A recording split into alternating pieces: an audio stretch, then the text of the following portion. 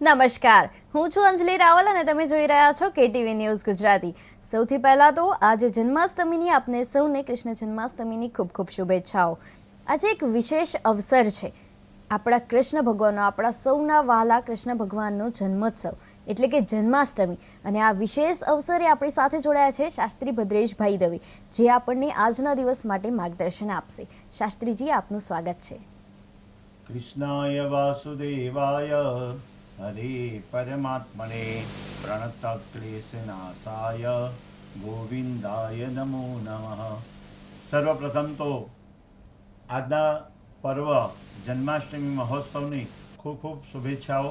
કેટીવીના માધ્યમથી આપને વિશેષ કાર્યક્રમમાં જે આજે કૃષ્ણ પરમાત્માનો જન્મોત્સવ, અનેક વર્ષોથી આપણે વિચારીએ કે દર વર્ષે કૃષ્ણ પરમાત્માનો જન્મ થાય, આજનો દિવસ એટલે 16મી ઓગસ્ટ 2000, અને એ દિવસે વિશેષ કર આપણને આનંદ શું થાય?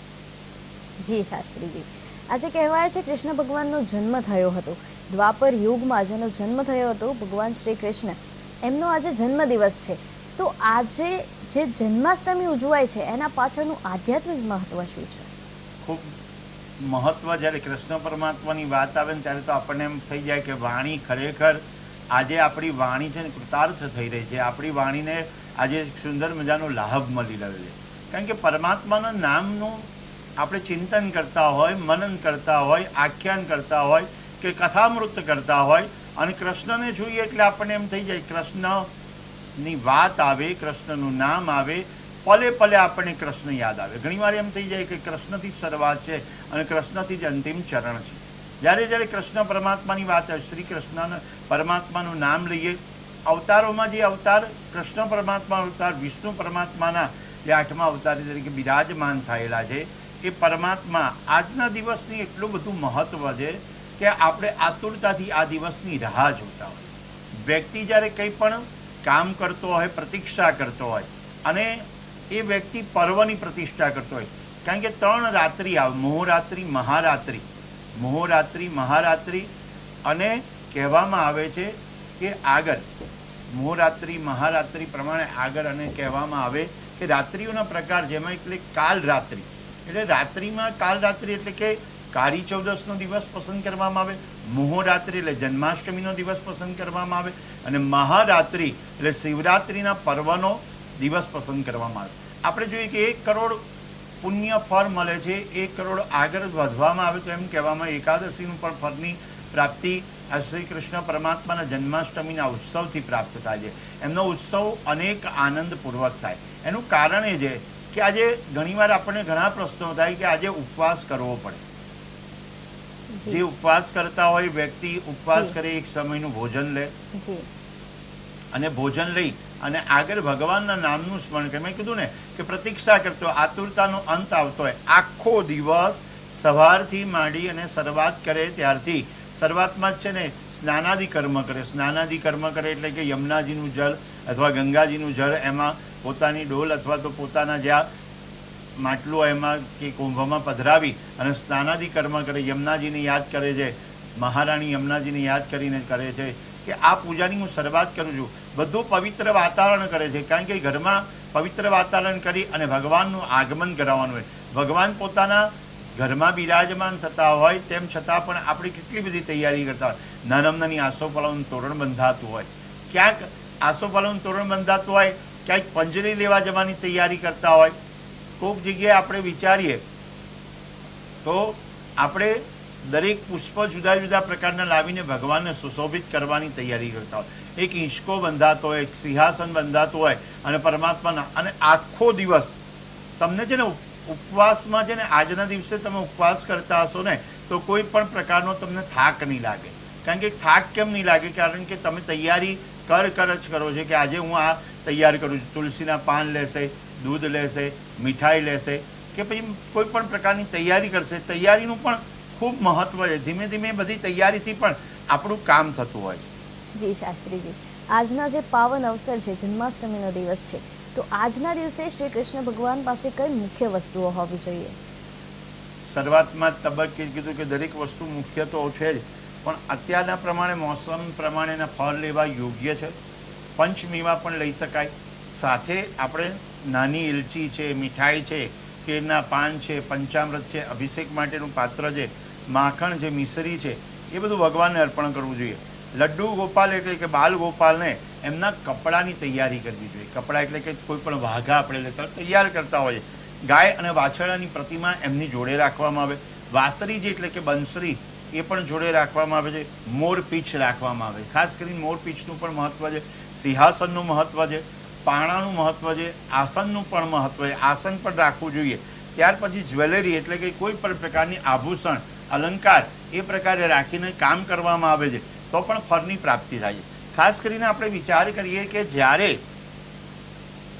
આપણે જુદી જુદી સામગ્રી રાખીએ એમાં મુખ્ય 6 સામગ્રીઓ રાખવામાં આવે છે. એમાં સામગ્રીમાં પહેલી સામગ્રી છે ને બંસરી એટલે કે બાંસુરી હોય.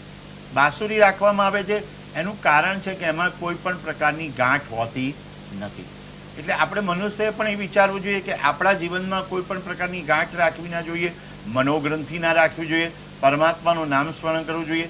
બીજા નંબરમાં કહેવાનું મનમાં કોઈ પણ એવા વિચાર લાવવા જોઈએ નહીં કે ભગવાન તરફ આપણે આગળ ન વધીએ. બાંસુરીમાં છે ને એક છિદ્ર છે અને ભગવાન છિદ્ર હોય અને ત્યાં એમને રાખે છે અને પરમાત્મા મધુર જ્યારે બાંસુરી જ્યારે વાગે છે, જ્યારે બાંસરી વાગે છે ત્યારે મધુર નાદથી જ વાગે છે. ખાસ કરીને આ વાતને આપણે આગળ લઈ જતા એમ કહીએ કે મધુરાષ્ટકમ, જે આજે અધરમ મધુરમ એટલે મધુરાષ્ટકનો પાઠ કરવો જોઈએ. જ્યારે પૂજા કરો, અભિષેક કરો ત્યારે મધુરાષ્ટકનો પાઠ કરવો જોઈએ. બીજા નંબરમાં કહેવામાં આવે ગાય અને વાછરડું. ગાય અને વાછરડું એ કૃષ્ણ પરમાત્માની જોડે બિરાજમાન કરવું પડે, કારણ કે એમાં કોટી દેવતાઓનો વાસ છે અને ગાય અને વાછરડામાં એ પ્રતીક બતાવે છે કે કોઈ પણ પ્રકારનું જીવનમાં સંકટ આવતું હોય ને તો ગાયને પ્રાર્થના કરીને બહાર નીકળતા હોય અને ગૌ માતાને પ્રાર્થના કરી. દરેક જગ્યાએ ગૌ માતાનું મહત્વ. સવારની શરૂઆત કરીએ ને ત્યારથી જ આપણે વિચારીએ અદિતિ દેવ માતા છે, વેદ માતા છે, ધીશ્વરી ધેનુ રૂપણે સા દેવી મમ પાપમ વ્યપો હતું. એટલે આપણે એ વિચાર કરીએ છીએ કે ગાય માતાને પ્રાર્થના કરીને આગળ વધીએ છીએ. કોઈ પણ આજે જન્માષ્ટમીનો પર્વ તો ઠીક છે, પણ કોઈ પણ પર્વ, ઉત્તરાયણનો પર્વ આવે કે મહાશિવરાત્રિનો પર્વ આવે કે કોઈ બીજો પર્વ આવે તો આપણે સવારે વહેલા ઉઠી સ્નાનાદિ કર્મ કરી અને ભગવાનનું નામ તો સ્મરણ કરીએ. સાથે સાથે ગાયને ઘાસ પણ આપણે ખવડાવીએ અને ગાય માતા આપણે ખાસ કરીને આ બિરાજમાન કરવા યોગ્ય છે.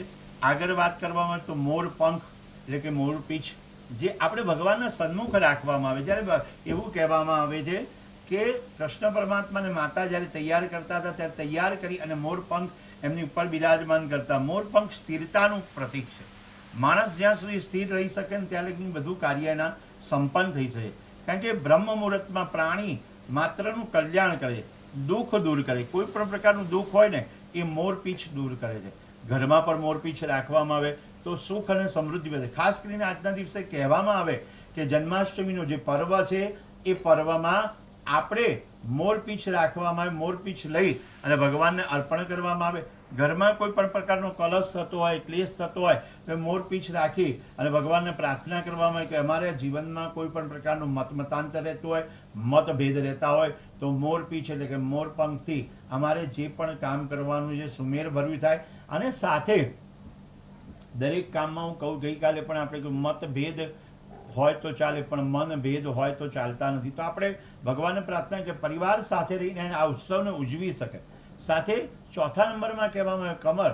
કમર એ કાદવમાં ખીલે છે અને પવિત્ર કહેવામાં આવે. કમર છે ને એ પવિત્રતાનું નિશાની છે. કમર છે ને એ ભગવાન શ્રી કૃષ્ણ પરમાત્માને પણ પ્રિય છે, લક્ષ્મીજીને પણ પ્રિય છે. ખાસ કરીને આજની વાત કરવામાં આવે તો લક્ષ્મીજીની પણ પૂજા આજે કરી શકાય. ભગવાનની ઉપાસના તો કરી શકાય, લક્ષ્મીજીની પૂજા કરી શકાય, ગણેશજીને પણ આરાધના તરીકે બેસાડી શકાય.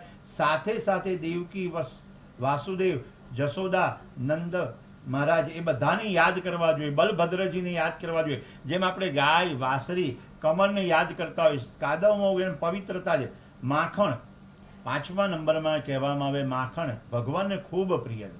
માખણ છે ને એ મિશ્રી એ ભગવાનને ખૂબ મીઠાશ આપે છે. માખણ ધરાવવામાં આવે, પરમાત્માને માખણનો ભોગ ધરાવવામાં આવે તો એવું કહેવામાં આવે છે કે કોઈ પણ પ્રકારનો તમારા જીવનમાં રોગ હોય ને એ રોગ દૂર થઈ જાય છે. શુભારંભ થઈ રહ્યો છે. પરમાત્માના જે આપણે પ્રતીક્ષા કરી રહ્યા છે, આજના દિવસની તૈયારીમાં આપણે સમય છે બધાને ખ્યાલ હોય સી સામગ્રી જોઈએ, સી વસ્તુ જોઈએ, તો વસ્તુની સાથે સાથે આ 6 વસ્તુ જોઈ લઈએ કે માખણ. અને 6ઠા નંબરમાં આવે વૈજંતી માળા, જે કમળના બીજમાંથી ઉત્પન્ન થાય છે. વૈજંતી માળા જે જીવન છે ત્યાં સુધી એને પ્રસન્ન રાખે.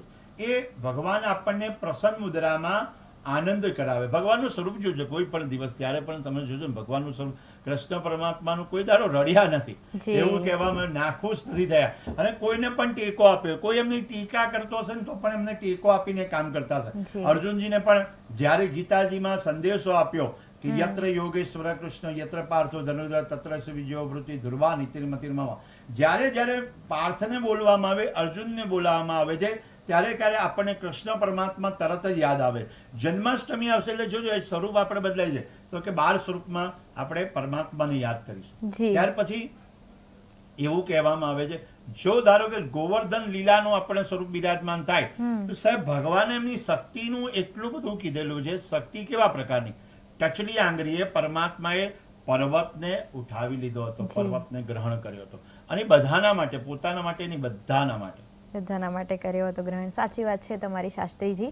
અને આગળ હું તમને પૂછવા માંગીશ કે જે રાત્રિ પૂજા થાય છે જન્માષ્ટમીના દિવસે, જે આપણે રાત્રે પૂજા કરીએ છીએ, એ પૂજા કઈ રીતે કરવી જોઈએ?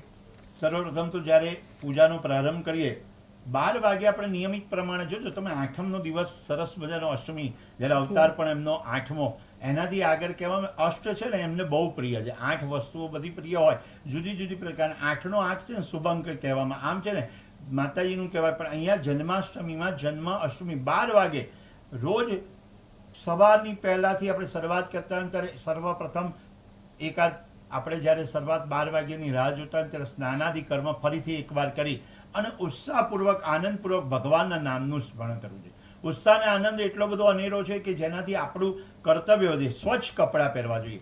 જ્યારે જ્યારે ભગવાન જોડે જઈએ ત્યારે સ્વચ્છ કપડાં પહેરીને આગળ વધવું જોઈએ. કારણ કે એનું કારણ છે કે ભગવાન આપણને એમ જુએ કે સ્વચ્છતા એ પ્રભુતાનો વાસ છે. આપણે સ્વચ્છતાના કપડાં પહેરીએ અને 12 વાગે આજે ભગવાનના નામનું સ્મરણ કરીએ ને તો આખો વ્રત કર્યું હોય છે. જો અષ્ટમીનું વ્રત હોય અને 8મના દાડે વ્રત કર્યું હોય, વ્રત આપણે તોડતા હોઈએ, એટલે કે પારણા કરતા હોઈએ. આ દરેક ક્ષેત્રમાં જોઈએ કે 12 વાગ્યાની તૈયારી થાય. 12 વાગે જ્યારે ભગવાનનો જન્મ થાય ત્યારે વિચાર આવે કે આખું બ્રહ્માંડ કંઈક ને કંઈક પોતાના પ્રમાણે આગળ વધતું જાય છે. આગળ આપણને કહે છે કે ભગવાનનો જન્મ થયો છે. એક જ વાત આવે, નંદ ઘેરા નંદ ભયો, જય કનૈયા લાલ કી, હાથી ઘોડા પાલકી. એક જ વાત આવે જીવનમાં કે આજે તો જય રણછોડ માખણ ચોર. એટલા બધા સામરિયાના નામ લખેલા સાહેબ, એટલું બધું લખેલું છે કે સામરિયા સંભાળી લેજે રે, ભરોસો તારો પડખે આવી ઊભો રહેજે રે ભરો. એટલે આપણે નંદ ઉત્સવનો આનંદ મેળવવો જોઈએ. પૂજા કરવી જોઈએ, ભગવાન ઉપર અભિષેક કરવો જોઈએ, ગંધ અક્ષત પુષ્પ અબીલ ગુલાલ સિંદૂર બધું સામગ્રી તૈયાર કરવી જોઈએ. 16 પૂજન કરવી જોઈએ. ભગવાનને આજે કાળા તલથી જલથી અભિષેક કરવો જોઈએ. આજનો દિવસ કયો છે તમને ખ્યાલ છે ને? જન્માષ્ટમી. આને પાછો શનિવારનો દિવસ છે. શનિવારના દિવસે કાળા તલ થોડાક મિશ્રિત કરી અને પરમાત્માને અર્પણ કરો. સ્નાન એટલું સરસ મજાનું કરાવીએ, ભગવાનને સ્નાનાદિ કર્મ કરાવીએ અને ભગવાનને ઝૂલામાં ઝૂલાવીએ, તૈયાર કરીને સુંદર મજાના એવા સુશોભિત કરીએ. ભગવાન તમારી દ્રષ્ટિ દરેક ઉપર પડે અને દરેકનું કાર્ય નિર્વિઘ્ન થઈ જાય. કારણ કે એનું કારણ છે કે સાહેબ લખેલું છે કે મુરલીધરા મનમોહના એ નંદના નારાયણા. પરમાત્મા મુરલીધર છે અને પરમાત્માને પ્રાર્થના કરી મોર પીઠ સાથે બિરાજમાન થતા હોય અને સાથે ધૂપ દીપ નૈવેદ્ય અક્ષત જુદા જુદા પ્રકારની એમને સામગ્રી ધરાવવી જોઈએ. સામગ્રી પણ સુંદર મજાની પંજરી ધરાવવામાં આવે. સવારથી આપણે દ્રષ્ટિ કરતા હોય પંજરી બનાવવામાં આવે છે અને ભગવાનને ધરાવવામાં સાકર ધરાવવામાં આવે, એટલે કે મિશ્રી ધરાવવામાં આવે, સાથે સાથે માખણ ધરાવવામાં આવે, આરતી કરવામાં આવે. આરતીમાં પણ ઉત્સાહ અનેક છે. વ્યક્તિ જ્યારે આરતીમાં ઉત્સાહમાં બેસે છે અને આનંદથી પ્રબોધ કરે છે, કારણ કે જન્માષ્ટમીનો દિવસ વિશેષ ફળ આપવા વાળો છે. મોહરાત્રી મહારાત્રી અને સાથે સાથે કીધેલું છે કાલ રાત્રિ. એટલે જો આ રાત્રિના દિવસે તમે ખાસ કરીને આજે શિવજી ઉપર અભિષેક કરો. શ્રાવણ મહિનાનો પર્વ ચાલે તો આપણે શિવજીને પણ ભૂલાય નહીં.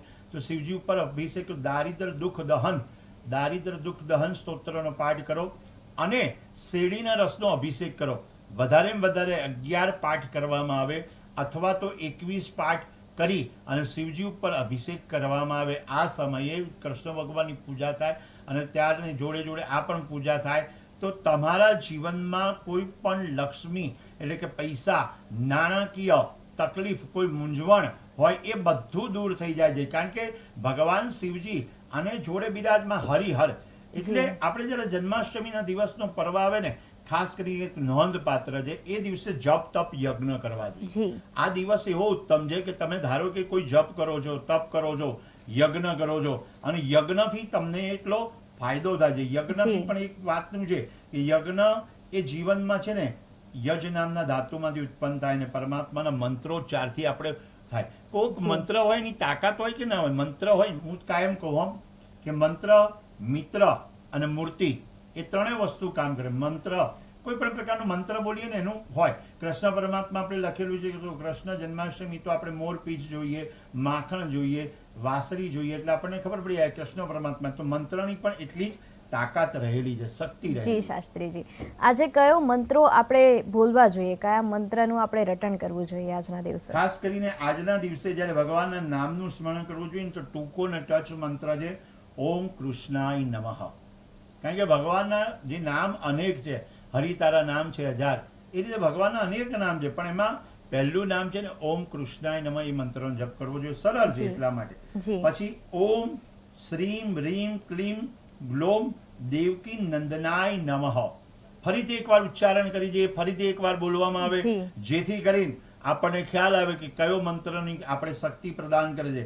ઓમ શ્રીમ રીમ ક્લીમ ગ્લોમ દેવકી નંદનાય નમઃ, એ મંત્રનો જપ કરવામાં આવે. ત્યાર પછી કહેવામાં આવે ક્લીમ કૃષ્ણાય ગોવિંદાય ગોપીજન વલ્લભાય સ્વાહા. આ મંત્રનો પણ જપ કરવામાં આવે. સાથે સાથે એક મંત્ર ખાસ કરીને આજના દિવસે આપણે કહેવામાં આવે છે, જેના ઘરમાં સંતાનની ખોટ હોય, સંતાનનું સુખ ન હોય, એને વ્યક્તિએ આજના દિવસે એક મંત્રનો જપ કરવો અને આથી અનુષ્ઠાન લેવું કે જેથી કરીને મારા ઘરમાં સંતાનની પ્રાપ્તિ થાય. સંતાન ગોપાલ સ્તોત્રનો પાઠ કરી શકાય અને સાથે સાથે એક મંત્ર જે ભગવાનને ખૂબ પ્રિય છે, દેવકી સુત ગોવિંદમ વાસુદેવ જગતપતે દેહી મે તન્યમ કૃષ્ણમ ત્વામહમ શરણાગતમ. એટલે કે શાસ્ત્રમાં લખેલું છે કે હે ભગવાન, અહીંયા બિરાજમાન થઈ અમને સારા સંતાન સુખની પ્રાપ્તિ કરાવડાવજો. અને આજના દિવસે કોઈ પણ દીકરી બહેન કોઈ પણ હોય એ આજની તૈયારી કરે, રેશમી વસ્ત્ર ધારણ કરે, ગાયના ઘીનો દીવો કરે, ભગવાનને પ્રાર્થના કરે તો 100% જન્માષ્ટમીના દિવસે કરેલા સંકલ્પ એ સિદ્ધ થતા હોય છે. જન્માષ્ટમીના પર્વમાં કરવામાં આવતું કાર્ય એ સત્કાર્ય બની જાય છે. અને જ્યારે જ્યારે એક અભિગમ થઈ જાય કે મારે અને પોતાના માટે આપણે કરતા હોઈએ ત્યારે તો એકદમ સજાગતાથી કરવું જોઈએ કે આજે આપણને આ સમયે આપણને મંત્ર મળ્યો છે તો સાંજે આપણે અથવા રાત્રે 12 વાગ્યાની તૈયારીમાં એ મંત્રનો જાપ કરીએ. આળસ છોડી દેવી પડે. જ્યારે મંત્ર જાપ કરતા હોય, જપ કરતા હોય, યજ્ઞ કરતા હોય, આળસને છોડી દેવી પડે. અનેક મંત્રમાં એક મંત્ર દેવકી નંદનાય વિદ્મહે વાસુદેવાય ધીમહિ તન્નો કૃષ્ણ પ્રચોદયાત. ભગવાન કૃષ્ણ પરમાત્માના અનેક મંત્રોમાં આ મંત્રોનો જપ કરવામાં આવે તો પણ ફળની પ્રાપ્તિ થાય છે.